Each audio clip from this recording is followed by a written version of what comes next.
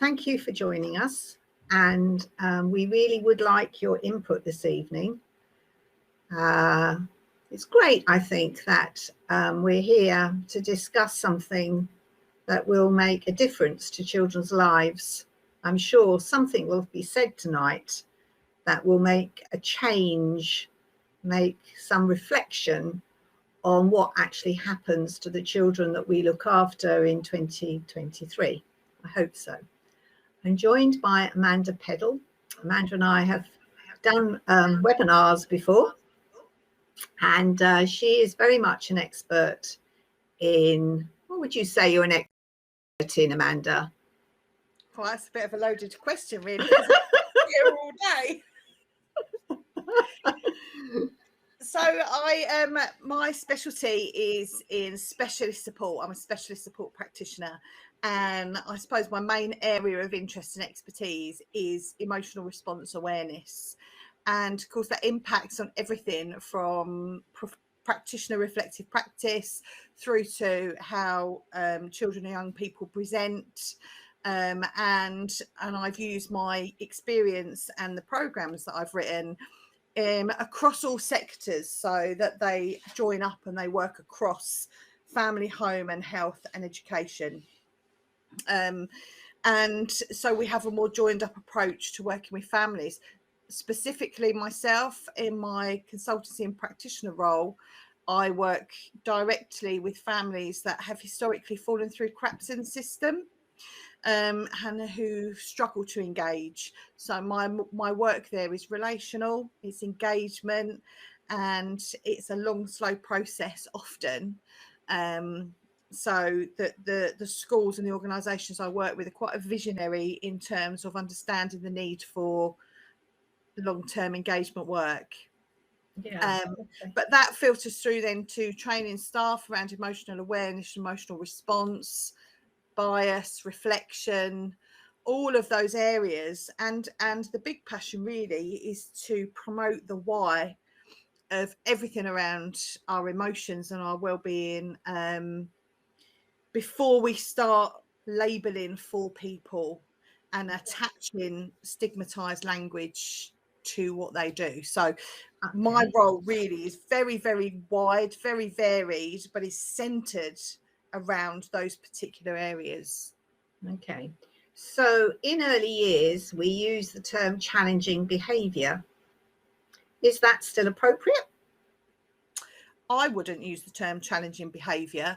Who is it challenging would be my question. If it's challenging you, then there's areas for development and reflection, and it's responsive behaviour. What they are is responding to a situation which is led by a sensory input, and that input has created a response in the body, and it's up to us as practitioners to recognise that and to be able to provide a language where we can explore that without labelling it, using words, certainly with the children I work with, using words like behaviour, trauma, good, bad.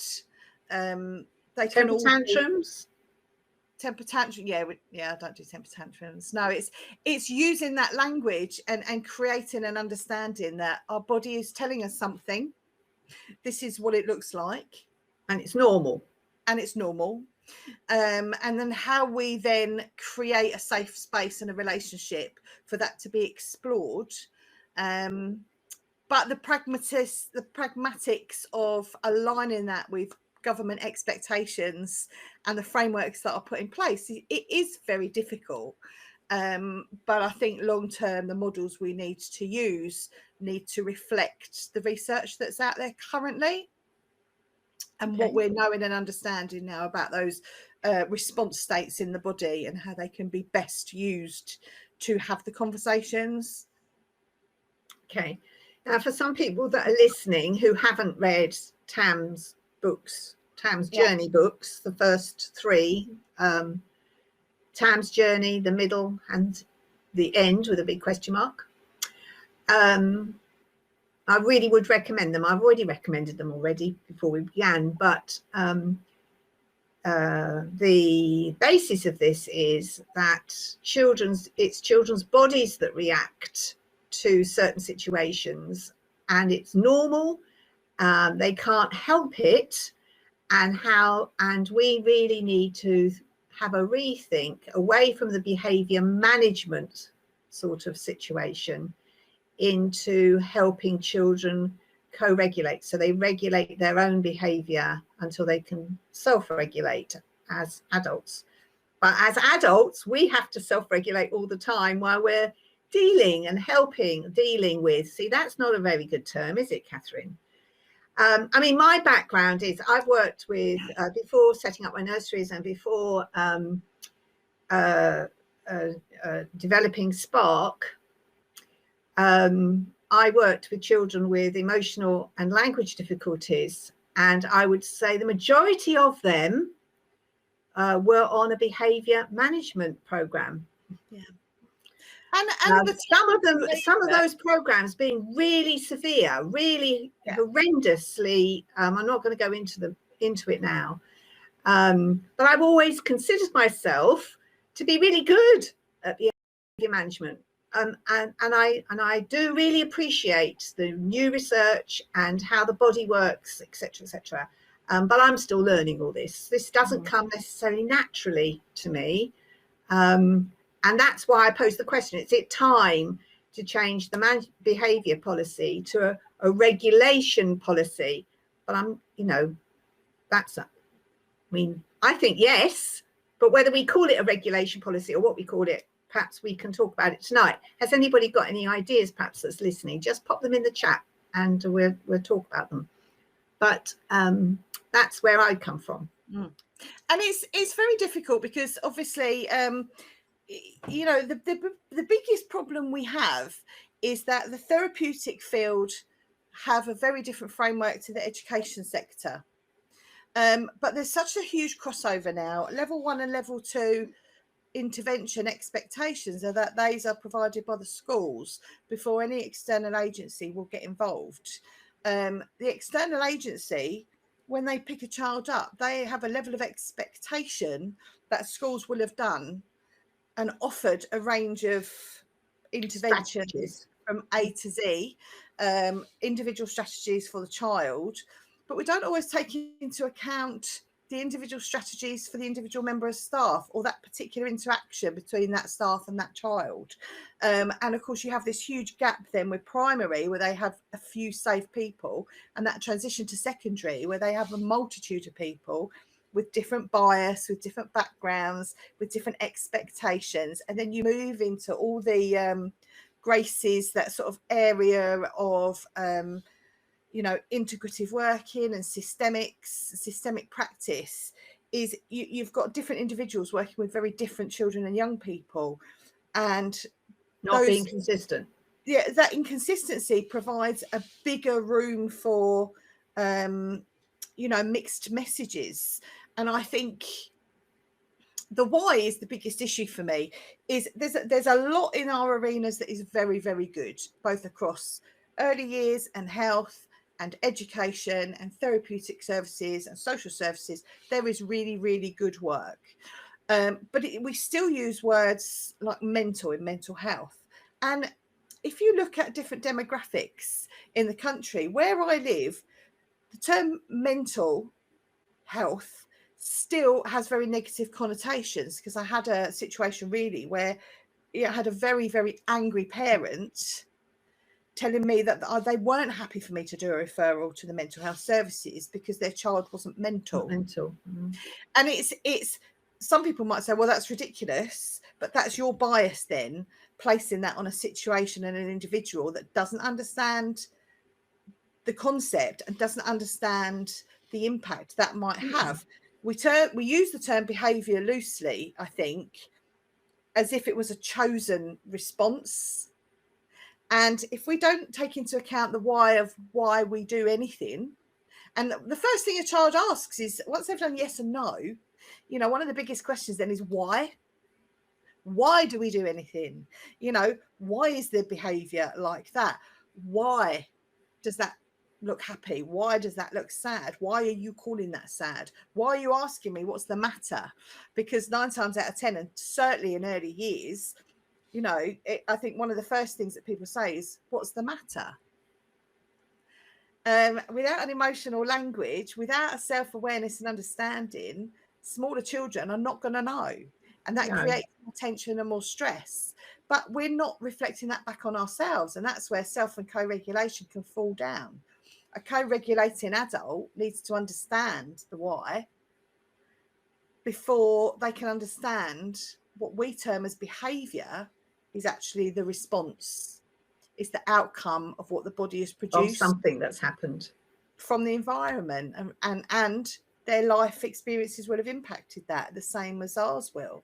But we've still got very much this mental health, neurodevelopment, choice, learn, reactive behaviour. It's still a little bit like nature, nurture.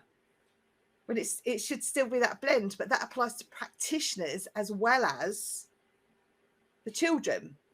And that, I mean, I was brought up in a very Victorian way. Okay, you do as I say, not as I do. For example, children should be seen and not heard to a degree. Okay, but it was certainly from one parent that was very much, I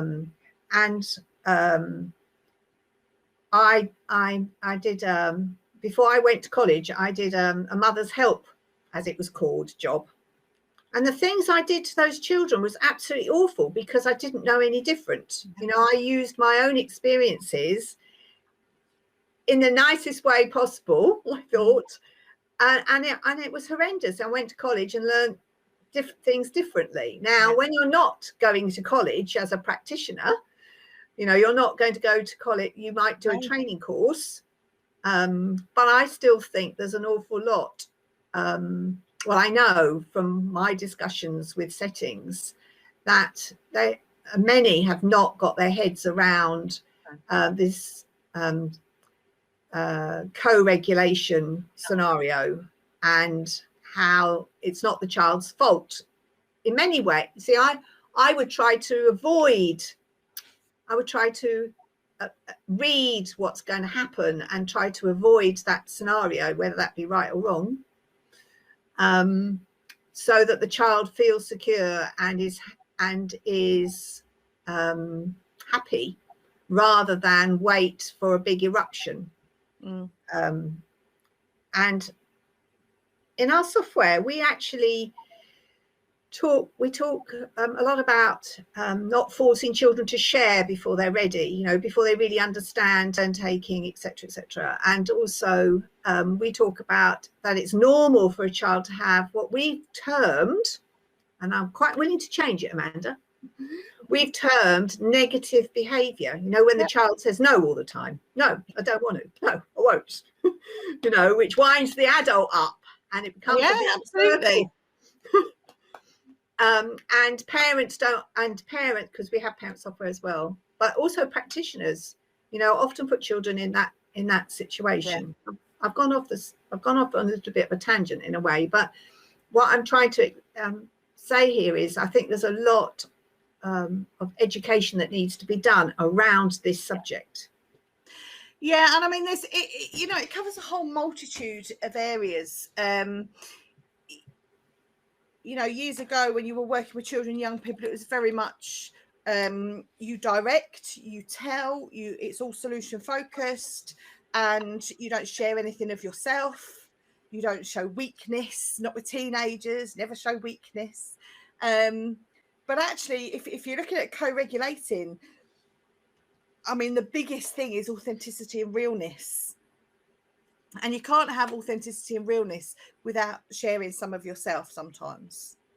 I myself went on a school trip years ago when I was based in schools full time. I was a teaching assistant and pastoral lead for some years and a head of house. And I went on a school trip. We went up to Liverpool, stayed in a hostel, and we went somewhere. I can't remember where we went, but I'm ex-RAF, and probably 20 years ago, I was screaming at these teenagers to line up in twos outside the swimming pool. Oh, right, okay. Go and line up. And I was driving myself mad until one of the senior teachers pulled me away and went, they're not beating each other up. this is the best we can hope for. Just leave them be. They weren't a bit leery and a bit loud and a bit noisy. They were excited teenagers, actually. And I had this idea that they were going to line up perfectly, you know, in lines. But that was a learning and development curve for me. But I don't always think that there's this expectation and understanding of what personal learning and development can be and how it can be such a massive tool for growth. I had a contract last year, the year before, with a school to provide some supervision for teaching staff. And it wasn't really very well attended. And when I got the feedback, it was very much a case of, I don't feel that sort of emotional and behaviour regulation, because they were still using the term behaviour, they had to have it in there. I don't think that's a benefit for me. I could use the half an hour more effectively getting my lesson plans done. Right.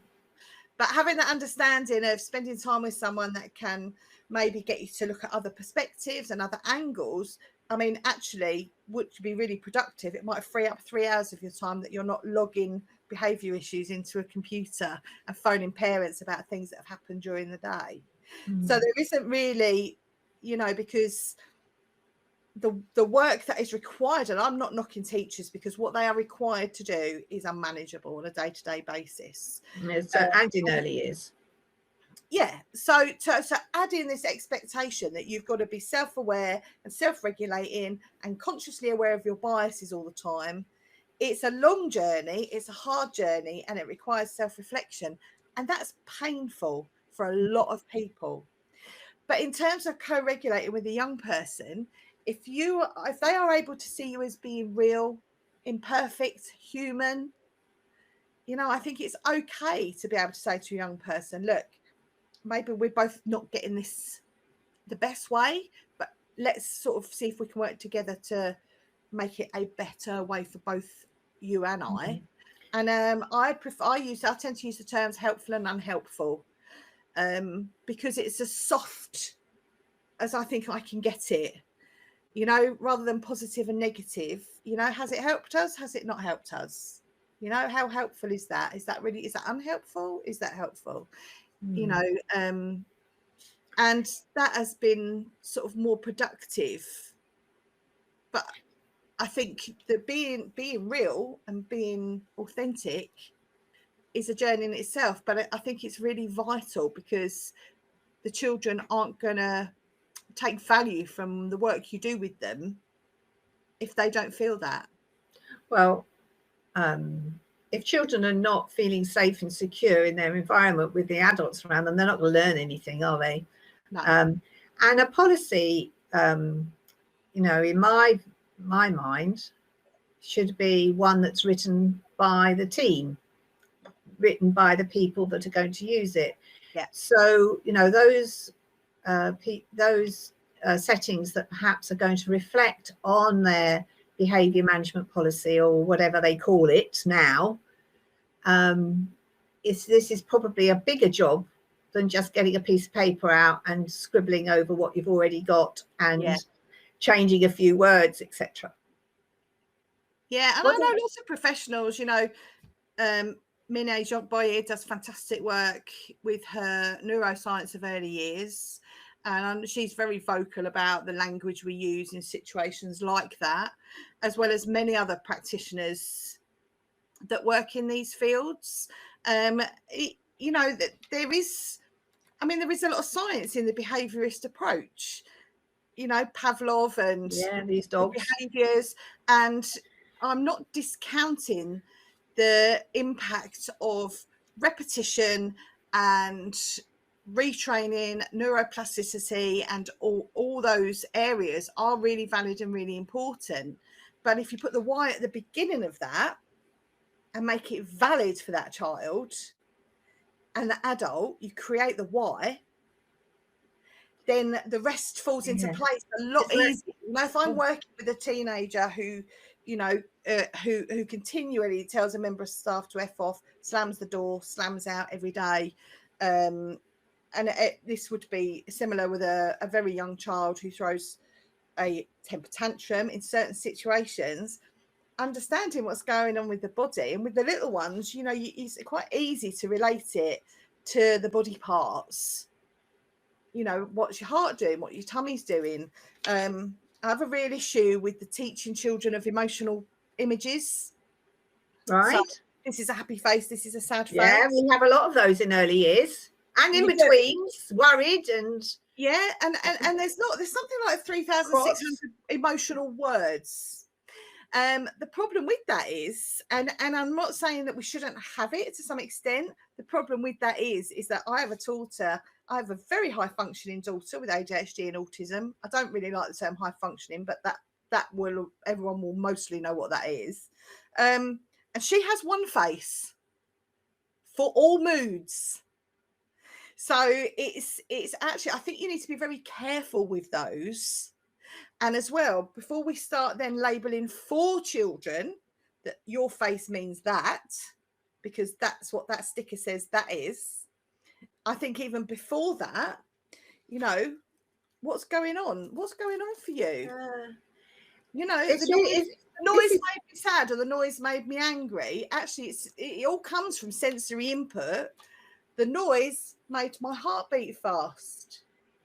The noise made my brain cells talk to my brain, and it made my breathing go funny, or it made me feel sick, you know, or it made my heart beat fast. This is absolutely amazing for me. I was as anybody who watches me on YouTube, there's a YouTube film called something about tortoises, because I was promised that I would have a tortoise if I could answer 20 questions of my times table. Well, I never got my tortoise. I've now got 5. I wouldn't have. All right. And the reason I couldn't get my head around my times tables was because I just didn't understand what the hell everybody was talking about. You know, it was just Proroad learning. And in a way,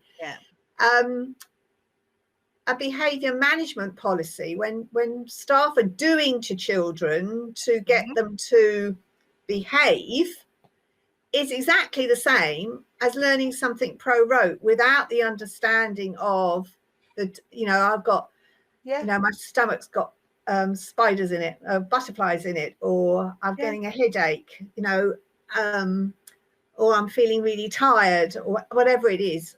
And that, I never really thought of it like that, Amanda. You know, it's when I was at university, and we did a section, we did a whole module on the amygdala and the almond effect, which is this understanding of how the senses pass through, are picked up by the brain and turned into responses in the body. And it was like a light bulb. And my first question was, why do we not know this? Why does everybody not know and understand this? Because this really informs every part of our lives, every decision we make, whether my hand goes up or down, whether I smile, because my brain is picking up on the visual signals and the auditory signals around what's required, whether I'm comfortable or not, whether I feel safe or not. And it all comes back to that. And yes, it's complex. No, it's not as simple as just understanding these few basic principles. But that's a start. But for 13 years of these 20 years, I have used this with children, and it has been life-changing for them. And I get grown men and women now, they're in their mid to late 30s, and I'm working with their children sometimes. And they remember. I used to call it the caveman brain exercises. I used to call it Colin the Caveman after my dad. And you know, these adults remember. I remember you taught me about the caveman and kept me out of trouble. It's powerful for children who struggle to regulate. Lots of ADHD boys actually have really tuned into it, but the work gets promoted a lot as for ADHD and autistic children, and it really isn't. It's for every single person, because I've had including adults, I'll hasten to add. And I mean grandparents reading with younger children. And the thing is, with early years, we've had a few referrals now that have come from early years, because we do a family program, so we work with the whole family. So your point of contact in early years is with the family, actually, and all the work we do is family centered. It isn't just with that one child. So the message, while you're working with the child, the message actually is to the whole family, because you might have an older sibling at home that's not regulated. You might have a mum or a dad that's not regulated, and then that impacts on the behavior that you're seeing. So to promote that conversation with the family through a little set of books or through staff training, I actually make anyone that comes on my one-day training, I make them do the children's project for the whole day.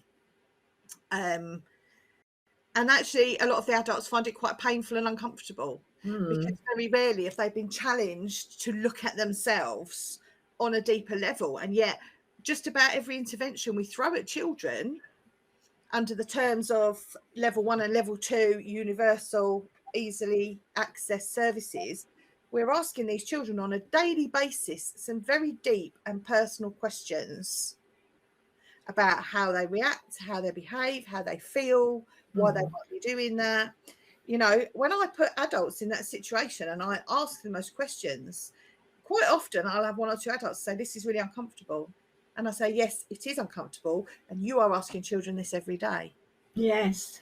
So you need to feel how uncomfortable that is. If you're not prepared to put yourself in the position of discomfort when talking about emotional responses, why then do we, I say we as in society, then expect teachers, practitioners, and everybody else to do it without any training to back that up?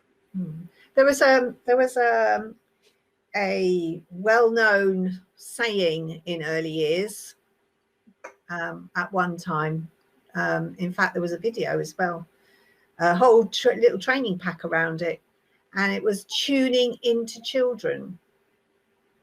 And you know, we tune into children's learning needs and their care needs, but I don't think we really tune. Obviously, we're not tuning into children's. Well, there's been a lot of talk about well-being, which often, particularly with adults in early years, which is often a basket of goodies in the loos, you know. Again, it's another term, well-being. Does anything that falls outside of well-being denote that you are then not well? You know, there's always a negative connotation with, you're going on a well-being project, or little Johnny's not going on a well-being project. Does that mean I'm not well? It's not well. And it's not. Children can be very black and white, and that's how they see things. It's like the same as mental health. And unfortunately, the same as trauma. Trauma is used in a very specific way and very specific language, and should be. But again, it's been diluted, like the term well-being, like the term mental health. It's been diluted down to such a point now that, you know, I've got 5 and 6 year olds walking around saying that they're depressed, they've got anxiety. And actually, what we are is in a heightened sensory response state as a global race, and we need to have better conversations about that, because you can't then label an entire world population with depression, despite the fact that we are all under extreme pressure because our sensory processing is impacted more than it ever has been. So I mean, mindfulness, mindfulness is a really good example. So mindfulness is amazing. It's a fantastic tool. And we incorporate that into the books, but we don't call it mindfulness. And the idea is teaching mindfulness in schools. Now, the research that's coming back now is that it's actually not been very successful, because, again, this is another fantastic piece of information that has been taught to and at children.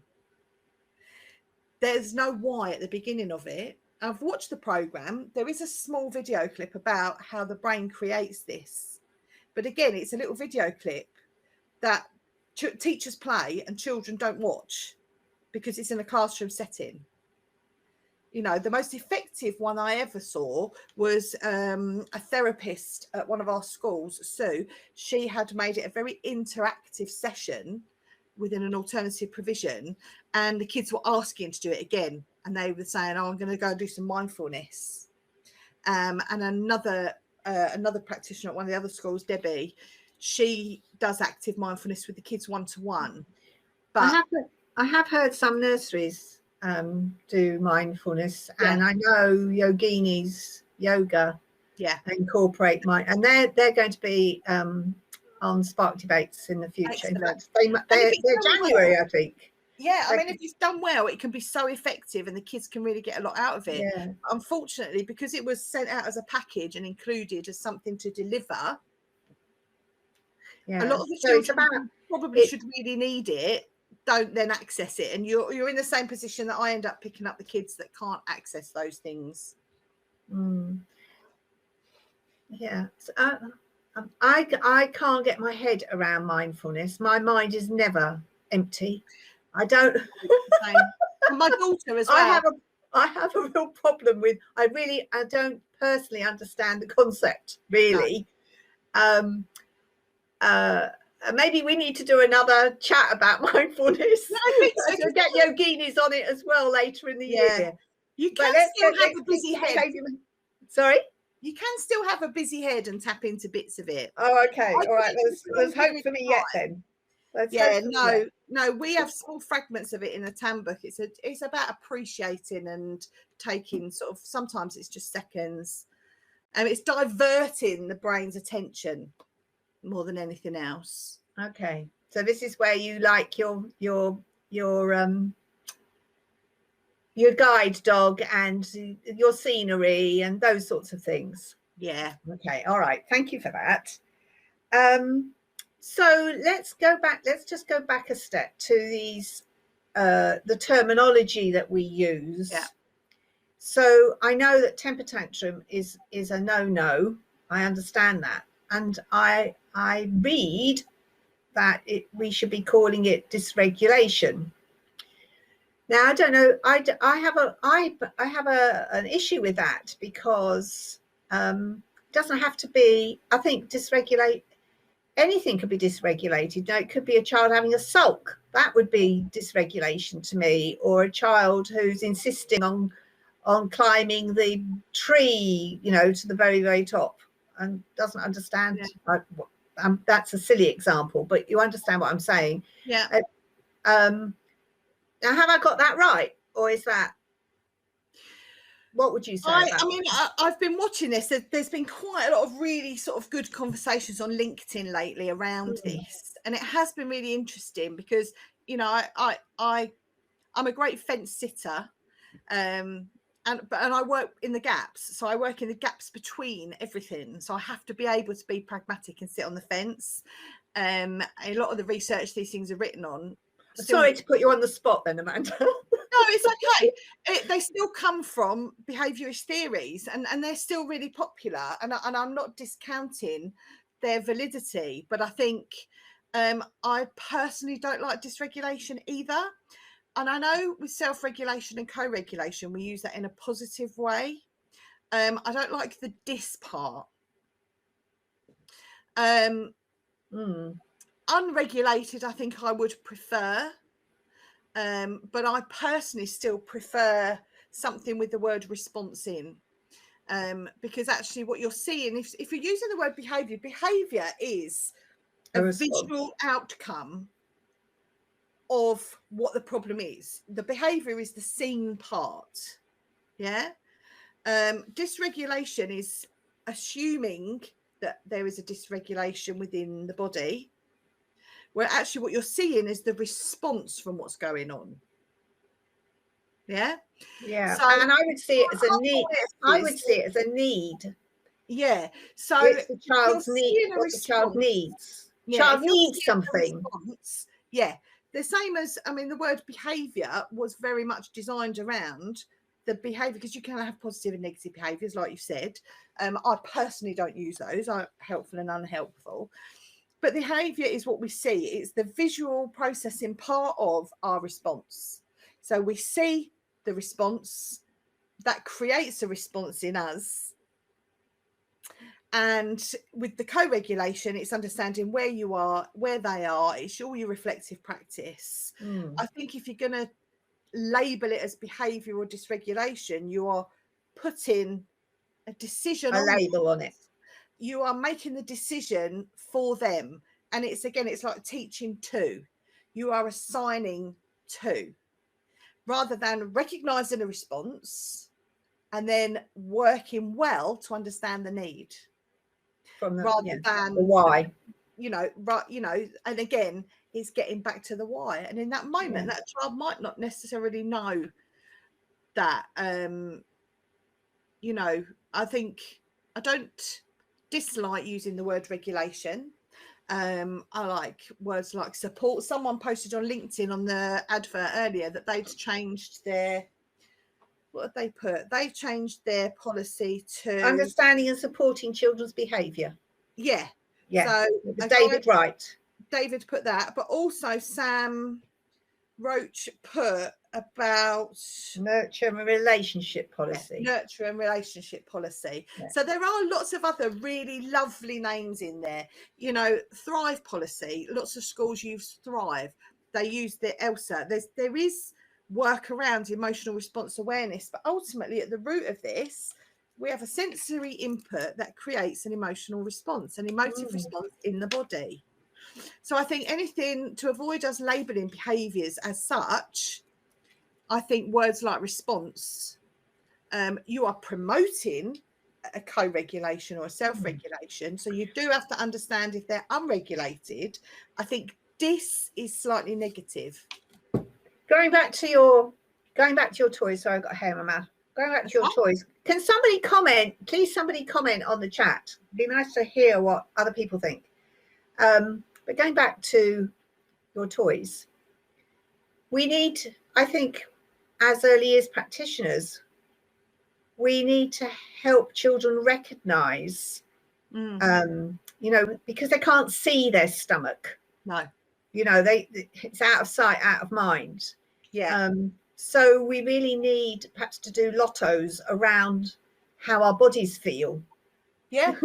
And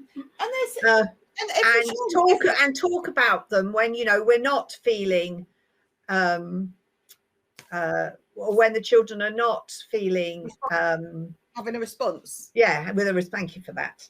See, this is what I mean. It's getting your head around new language, isn't it? And so what do people think on the chat? Come on, folks. So when we do the early years pack, we're going to be taking some of these images and we're going to be breaking that down into, I'm in between flashcards and a book, but I'm going with books. I've spoken to a couple of nursery leads. Flashcards feels too educational for me, rather than a learning process. Matching and Lotto is really, a lot of children are very familiar with matching and Lotto cards. Right. In early years, like they match colours or they match things in the kitchen. Yeah. So I'm open to suggestions. But I mean, I think books initially, and to create a story pack. But I mean, there's certainly sort of a long way we can go with that. It's fascinating, absolutely fascinating. But nobody on the chat seems to be fascinated. Come on, ladies. I always have lots of questions and I always have lots of thoughts, but I'm always a bit nervous to type them in. Yes, I understand that. What about emotional literacy then? Because it could be an emotional literacy policy, couldn't it? Could it? Yeah, could be. I looked up emotional literacy and it means compassion responses. Yeah. But I mean, schools will also have a social emotional learning section and a policy now, because that's something that's come in and there's different elements of that. But again, this early idea of why isn't really explored in depth until you get to secondary school. So it's in the secondary program, it's not primary or early years. And I think that's too late because a lot of unhelpful responses has already happened. Some patterns by then, and then you know, I mean, the work I do with the older kids is once they understand this, it's a lot easier for them to choose then to redirect those pathways and create more helpful patterns. But it's they have choice then, they have more autonomy and they have more choice. You know, but that's harder then. Having employed up to 53 staff at one time, I truly believe, often, not always, but the best child carers and educational and educators are the ones that have experienced challenges in their own upbringing. Yeah. And because they have and often just a natural way that they can see where children are coming from. Yeah. And I don't think that's actually recognised enough. You know, we want everybody in early years has got to be qualified to a level 3 degree, when actually a life's experiences to that point, and then understanding those experiences, like I had to understand, you know, my Victorian upbringing was not appropriate, and why, I think is really important. So this compiling a change in settings around behaviour and how that is dealt with, managed as it stands at the moment, to being something much more positive for the child, which is what you were saying earlier on. You really, you know, people need to really get down to grassroots about their own feelings and emotions and why things happened to them and how they reacted and can remember. I mean, I'm a door slammer. I slam doors when I'm unregulated. You eat? Yeah, I'm an emotional eater. So well, I'd eat as well, actually. And if I was perfect, if I was a perfect human specimen, I'd have cracked that. You know, this is not know this and you'll never have a worry in your life. We're human and we all have ways, and we all actually have developed sensory ways of self-regulating, and some of them are healthier than others. And you know, it takes a very strong person to be able to tackle all of them. You know, and I don't believe that putting adults without their own journey in front of children on a journey, I don't think is always the best excuse. And I'm really open with the kids that, you know, food is my sensory soother in an unhealthy way sometimes, and that obviously creates good conversations about what other sensory unhelpful soothers you might have. But I agree. I mean, the lived experience is something that just cannot be bought. And that actually my career started through lived experience because, you know, I had a number of things growing up that impacted to make me who I am. And, you know, I was quite unregulated in lots of ways. I'm still very guarded. I'm not very trusting. I'm not very, I look confident, but I'm actually not very confident in self-marketing, making myself visible, putting myself forward for things, acknowledging what I'm good at. I have a child with ADHD and autism. That could be because neurologically it runs in the family. It could also be because I had a severe postnatal depression for 2 years after her. And then she's 28 now, but our journey through the system has been traumatic for both of us and has left a lasting impact in many, many ways. And it wasn't until about 15 years ago I had a boss who got really cross with me in performance management and said, if you don't go and educate yourself as to why you are naturally so very good at what you do, you're going to get bitter and frustrated and not understand where you sit in a system. And, you know, for all this conversation, the bottom line is the government direct the need for policies, and it's from top down, you're looking at people that are hitting targets, and a lot of the people that write the policy are business leaders, essentially, especially in big trusts, owners. You know, there are targets, there are need for targets, there are systems that have got to be worked within, and everything we've talked about is an ideal. And the reality is that that is not an ideal shared from the people, and it's not necessarily very practical. It's not necessarily very practical. Finding that pragmatic approach is a minefield, and that's why I think sometimes not enough attention is given to the demographics of each area. You know, there's not a lot of autonomy within the education system for demographics. You have a one country system.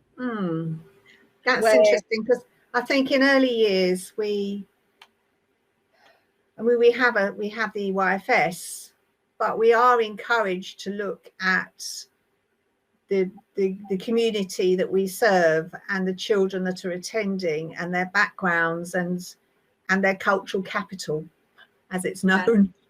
But I can see as they go into school, there's less.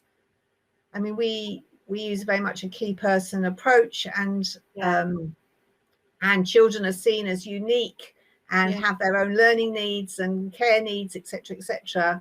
And we have very close relationships, or we should have close relationships with parents. But when they go into mainstream school, when there's less staff and there's less emphasis, all of that, I can see that happening.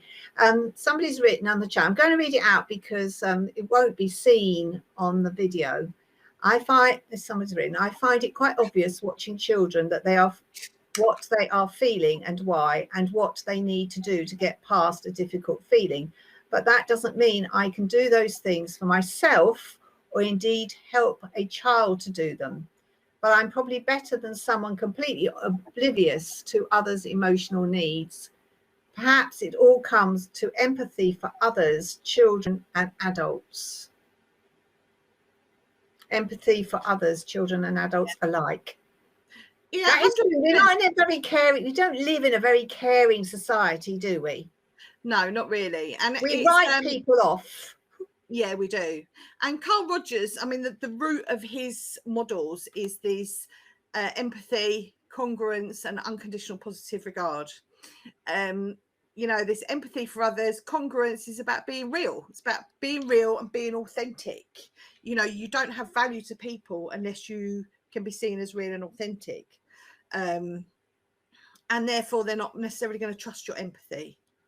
You know, and unconditional positive regard, and that can be really hard if you've got 30 kids in a classroom and little Johnny's in the corner driving everybody nuts. It's very hard to think about his responses, think about being unconditionally positive, having empathy for that. So you wouldn't catch me in a classroom for £1 million. I've been, and the same in early years, although we may have more adults per child. You know, the children that are coming through, certainly in the UK, so I know we've got people listening from abroad, children don't come every day. You know, they might just come 2 sessions a week, or one session, which I think is quite cruel, but you know, and they don't come very often. So to get to know that child and the family can be quite, well, it can take a long time to start with, and quite, you know, quite difficult, could be quite difficult.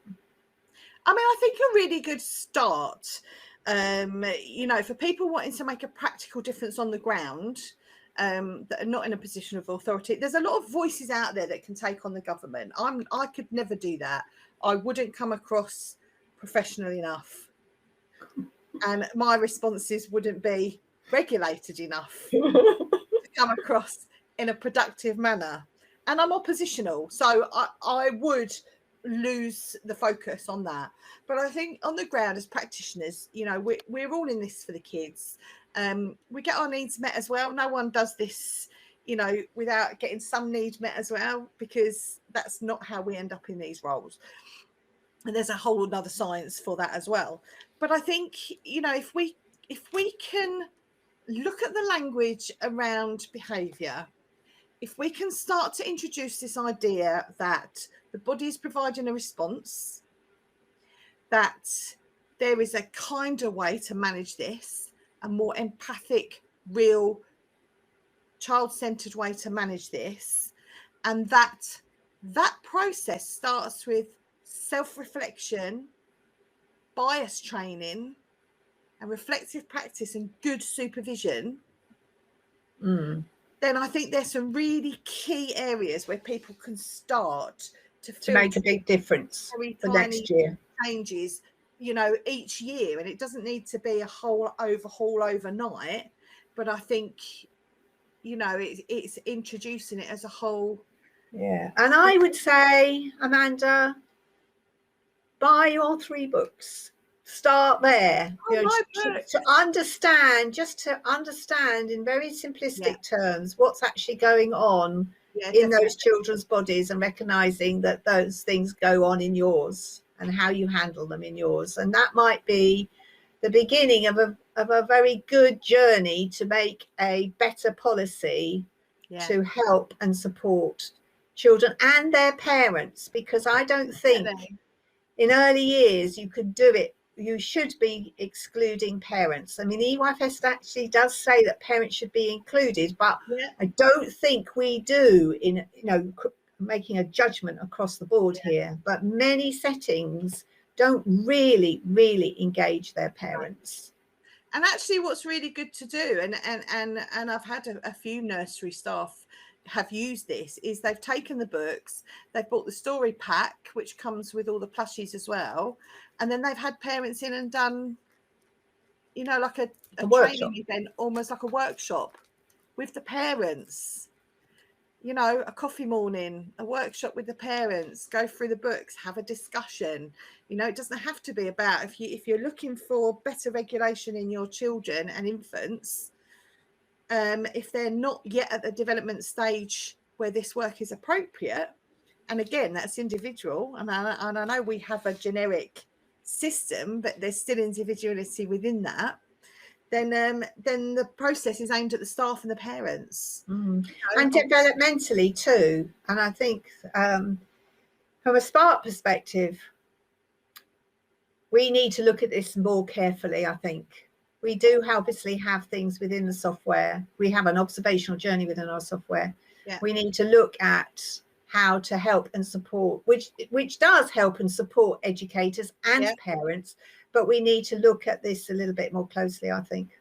And you know, and that's what we're going to be doing over the next year, is developing a system where the books, the basis of the books, can be used with younger children, but it's really important to me that I get the language right for the key development stages. Early years is not my main field. It's something that's come as a result of the interest and, you know, the accessibility for the younger ones. But I'm going to be working with early years specialists to make sure that we have the right language for the key stages. Looking forward to it. Really am. I am. I've just got to tie people down. Everybody's busy people. So folks, has anybody else got any comments? Any have you enjoyed this evening? Any thoughts? Anybody disagree? I thought I wanted a few people to really disagree, so we could get into a bit of a fight, more proper debate. But no, I mean, it's been these are all it'll be the people. It'll be like having your parents get together. Yeah. The ones that you really want to attend don't come. So well done to everybody that's listening, whether you're listening at the live event or whether you've chosen to listen to this on the recording, which will go on YouTube eventually, and I will send you all the details, etc., so you can share it. Okay, well, thank you. If there are no further comments, thank you very, very much, Amanda.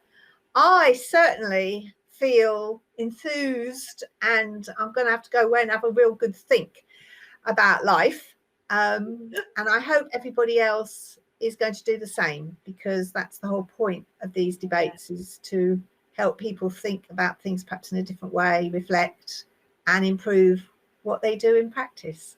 So yeah, and once it goes up on the different platforms, you know, I'm happy for people to pile on with other opinions, and we can carry on the conversation. Yeah, you know, it's not a conversation that should end.